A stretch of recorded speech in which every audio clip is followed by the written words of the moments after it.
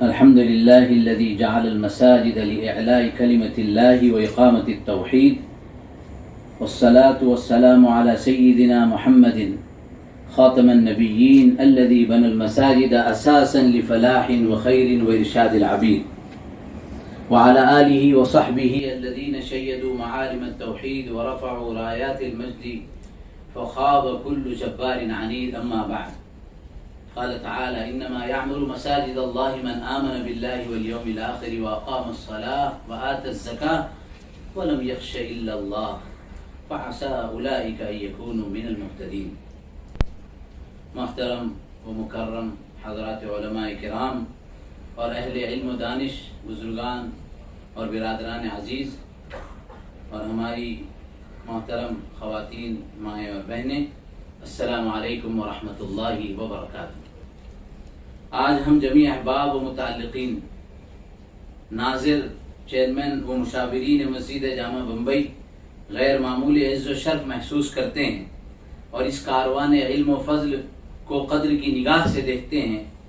نیز آپ تمام کی تشریف آوری پر بے پناہ خوشی اور مسرت محسوس کرتے ہیں اور اس موقع پر اللہ رب العالمین کا شکر ادا کرتے ہیں جس نے آج ہمیں آپ جیسی علمی و دینی، سیاسی و سماجی اور رفاہی شخصیات کی میزبانی کا شرف عطا فرمایا، والحمدللہ علی ذالک۔ حضرات محترم، مساجد بیوت اللہ یعنی اللہ کے گھر ہیں۔ اسلام میں مساجد کی بڑی اہمیت ہے۔ حدیث مبارکہ کے مطابق مساجد زمین کا سب سے افضل و برتر اور مقدس خطہ ہے۔ یہ وہ جگہ ہے جہاں رات و دن اور صبح و شام باری تعالیٰ کی تسبیح و تحمید اور عبادت و بندگی کی جاتی ہے۔ ارشاد باری تعالیٰ ہے: فی بیوت اذن اللہ ان ترفع ویذکر فیہا اسمہ یسبح لہ فیہا بالغدو والآصال۔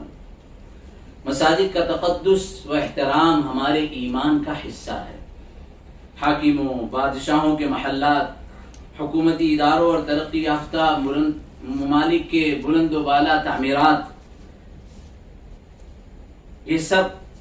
مساجد کی قدر و منزلت کے مقابلے میں بہت ہیچ اور مساجد کی اہمیت اس کے مقابلے میں بہت بلند ہے، چاہے وہ مسجد چھوٹی سے چھوٹی ہی کیوں نہ ہو۔ دین اسلام میں مسجد ایک انقلابی ادارہ ہے اور مسلم معاشرے میں اس کا وہ مقام ہے جو انسانی جسم میں قلب کا ہے۔ جب تک قلب متحرک ہوتا ہے جسم میں جان باقی ہوتی ہے، اور جب قلب یعنی دل کمزور ہو جاتا ہے تو جسم بھی شل ہونے لگتا ہے۔ مسجد نہ ہی اتوار کے اتوار سرگرم رہنے والی عبادت گاہ ہے، نہ محض یوم السبت یعنی سنیچر کے روز گریہ زاری کرنے کے لیے ایک معبد ہے، اور نہ ہی گنتی کے چند ایام اور مخصوص اوقات میں عبادت و ریاضت کا مقام ہے، بلکہ فرائض و نوافل، سنن و واجبات، قیام و سجود اور اس کے علاوہ اطاعت خود خالق کے ساتھ ساتھ خدمت مخلوق کا اہم ترین مرکز ہے۔ حضرات گرامی، نبی اکرم صلی اللہ علیہ وسلم نے مکہ سے مدینہ ہجرت فرمائی اور اپنے گھر کی تعمیر سے پہلے مسجد کی تعمیر فرمائی، بلکہ مدینہ پہنچنے سے پہلے راستے میں ہی ایک منزل تھی قباء، وہاں پہلے مسجد قائم کی۔ قرآن کریم نے وہاں کے مقتدیوں صحابہ کی صفات کو قرآن کریم میں بیان کیا گیا ہے، اور پھر یہ مسجد رسول اکرم صلی اللہ علیہ وسلم نے 5 وقت کی نمازوں کے ساتھ ساتھ کئی سارے اصلاحی اور تعمیری کاموں کا مرکز بنایا۔ اسی مسجد کے سنگ ریزوں پر بیٹھ کر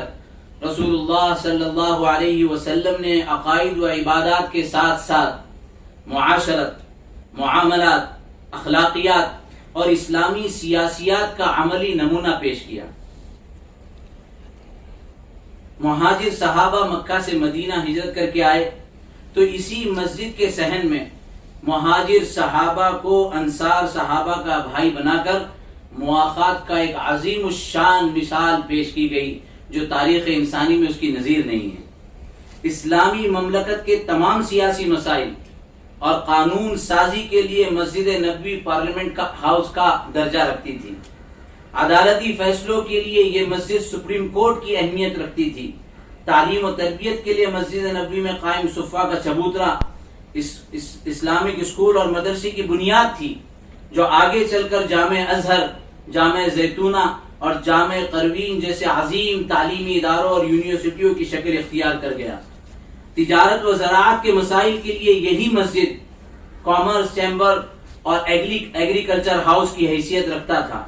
اسی طرح دفاعی اقدامات، ڈیفنس اور جنگی حکمت عملی، اسی طرح آرمی کی ٹریننگ اسی مسجد کے صحن میں ہوا کرتی تھی۔ گویا مسجد عبادت و ریاضت کے ساتھ ساتھ تعلیم و تربیت، تہذیب و ثقافت اور دیگر تمام شعبہ زندگی کے لیے مرکزی مقام کی حیثیت رکھتی تھی۔ آج مجموعی طور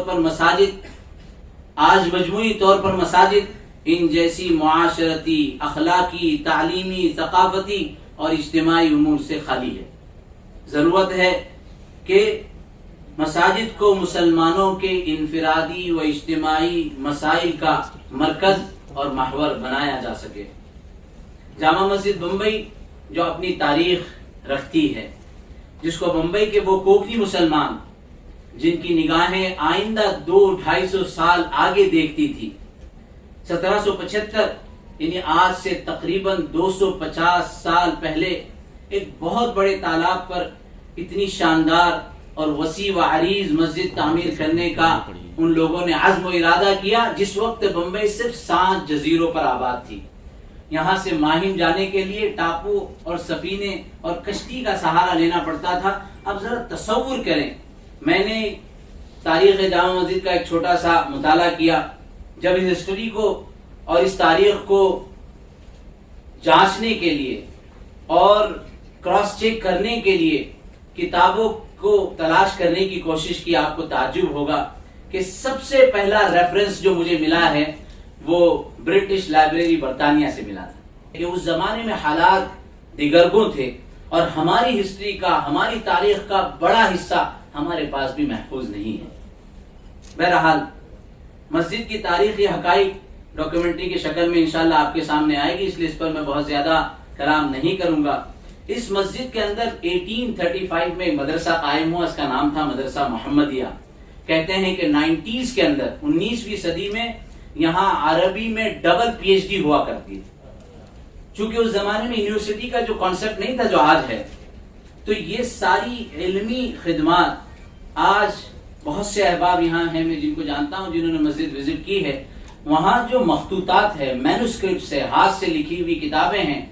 میں سینہ ٹھوک کر پوری قوت سے کہہ سکتا ہوں کہ ہندوستان میں کوئی ایک مسجد ایسی نہیں ہوگی جس کے پاس اتنی ساری مخطوطات ہیں، کیونکہ لائبریری کی افتتاح سے پہلے میں نے پورے ہندوستان کی مکتبات کا سفر کیا تھا۔ ہاں پرسنل لیول پر، یا جیسے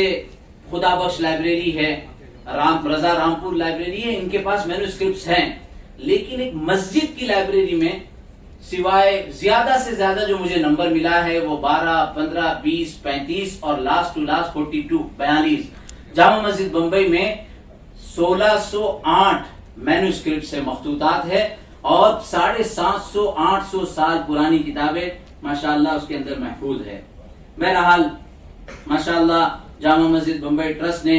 اس پورے نظام کو مرتب اور منظم کرنے کا ایک بیڑا اٹھایا ہے۔ اللہ تبارک و تعالی کامیابی اور کامرانی عطا فرمائے، اور آئندہ پلاننگ ہے کہ مسجد کے اندر کاؤنسلنگ سینٹر ہو، مسجد کے اندر ڈیفرنٹ ایکٹیویٹی ہو، جس کے ذریعے سے لوگوں کی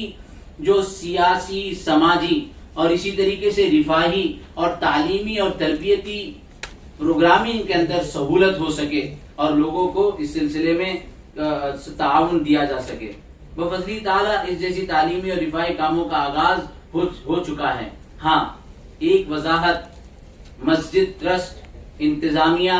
ائمہ کرام کی جانب سے واضح انداز میں کرنا چاہتا ہوں کہ مذکورہ رفاہی اور سماجی خدمات کے ساتھ ساتھ مسجد کا تقدس بھی مکمل، مسجد کے تقدس اور اس کی روحانیت کا بھی مکمل پاس و لحاظ اور خیال رکھا جائے گا، اور جس طرح دیگر بعض مساجد سیر و سیاحت کا مرکز بن چکی ہیں، انشاءاللہ جامع مسجد بمبئی کو اس طرح سیر و سیاحت کا مرکز نہیں بنایا جائے گا، اس کی روحانیت کو اور اس کے تقدس کو مکمل باقی رکھنے میں مسجد جامع بمبئی ٹرسٹ، اس کا انتظامیہ، اس کے ائمہ مکمل طور پر کاربند ہیں اور اس کا مکمل خیال رکھا جائے گا۔ چنانچہ ایسے ہر کام سے احتراز کیا جائے گا جس سے مسجد کا تقدس اور اس کی روحانیت پامال ہو سکے۔ ڈاکیومنٹری کی اسکریننگ کے اس موقع پر اگر میں ہمارے مخدوم و مربی اور ممبئی کے ان گنت علمی شخصیات کے استاد اور رہنما کا تذکرہ نہ کروں تو بڑی ناانصافی اور ظلم ہوگا۔ میری مراد سیدی و مرشدی قدوۃ الصالقین و بقیۃ الصالحین حضرت مولانا سید شوکت علی نذیر نور اللہ مرقدہ و قدس سرہ ہے، جنہوں نے اپنی زندگی کا طویل ترین حصہ یعنی 52 ایئرز 52 سال جامع مسجد کی امامت و خطابت بہت ہی شان و شوکت سے انجام دی اور استغنا اور قناعت شعاری کی ایسی زندہ مثال پیش کی جس کی نظیر ملنا مشکل ہے۔ اللہ تبارک و تعالی حضرت کے درجات کو بلند فرمائے اور ہم سب کو آپ کے نقش قدم پر چلائے، آمین۔ ہم اللہ رب العالمین کی بارگاہ میں دست بدعا ہیں کہ باری تعالی ہم سب کی مسائل جمیلہ کو شرف قبولیت سے نوازے اور ہم سب کے لیے ذخیر آخرت بنائیں، دکھلاوے سے اور ضیاء سے اللہ تبارک و تعالی ہماری حفاظت فرمائے، اخلاص اور للہیت عطا فرمائے اور ہم سب کو، میں، میری پوری جماعت اور یہاں جتنے احباب بیٹھے ہیں، ہر ایک کے دل میں ایک خواب ہے، ہر ایک کے دل میں ایک خواہش ہے، جو جائز خواہشات ہے، جو بہترین خواب ہے۔ اللہ تبارک و تعالی سے دعا ہے کہ اللہ تبارک و تعالی ہر ایک کو اپنے ان خوابوں میں کامیابی اور کامرانی عطا فرمائیں اور ہم سب کو دنیا اور آخرت دونوں جہاں میں سرخرو فرمائیں، آمین۔ وآخر دعوانا ان الحمد للہ رب العالمین وصلی اللہ وسلم علی نبینا محمد وعلی آلہ وصحبہ اجمعین۔